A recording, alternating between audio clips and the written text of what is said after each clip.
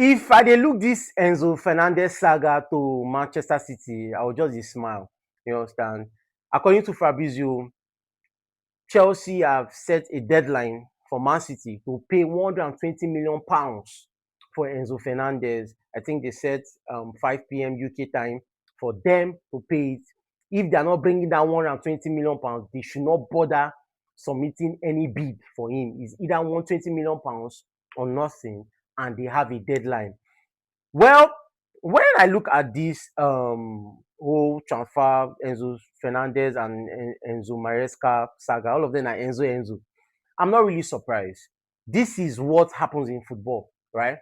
When a coach leaves his team to another team, he will like to work with players that he has coached before. That is why people like Malo Gusto, people like Enzo is linked with Chelsea, people like Pedro Neto is linked with Man City. So it's not surprising. But for that Enzo Maresca, it for me, why e dey shock me be say you left Chelsea at a point when they needed you the most. Now you wan come collect their best, one of their best player, and with the form Enzo left with the World Cup, you wan come carry am go Man City. But for Chelsea fans, let me tell you something. If you are watching football without being biased, you will know that Enzo Fernandez is a basic player. You can argue this anywhere. That one now you know. Enzo Fernandez, nothing special about Enzo Fernandez. I prefer a McAllister than Enzo Fernandez. There's nothing special about him. And Enzo Fernandez going to Man City, it always tells Man City that Man City fans, you should be ready for a trophy drought. All this one wey dey bring Enzo Fernandez, they wan bring Pedro Neto. You look at the calibers of player replacing. Can Enzo Fernandez replace Rodri or Bernardo Silva? You understand? It shows us the taste that Pep Guardiola has and the taste Maresca has. Though Maresca has to actually make do with what he has. Understand? But you see this 120 million. If I was Chelsea and Xabi Alonso, cash out.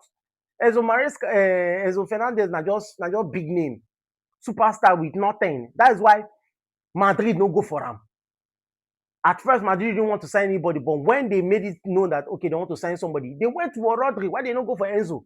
Enzo was already pushing that he wants to go to Madrid, he wants to go to Spain. But they already saw something that Enzo was lacking. Can Enzo actually control the pace of game? Can Enzo do what Toni Kroos does? Can Enzo do what Rodri does? So if Manchester City wants to sell him, they should sell him. Chelsea wants to sell him, they should sell him to Manchester City. It's not a loss. And Chelsea is very, very smart because this guy, they bought him for a fee of £106 million, approximately 121 million euros. So Chelsea na team wey be say they know how to do business. Any player that they buy for a very, very expensive fee, they know how to get their money back or probably close to that money. So this Enzo Maresca and Enzo Fernandez deal, let's see how it goes. But Enzo, me, I don't really rate Enzo as a player. I don't really rate him. I don't. So, well, it's a win-win situation for both parties. I can understand why Chelsea is setting a deadline because from this week we have like 1 week, 10 days to start the Premier League, the new Premier League season. So every club needs to know the player that will be around and make plans with them for the next season. So let's see how it goes, Sha. Signing out. Cheers.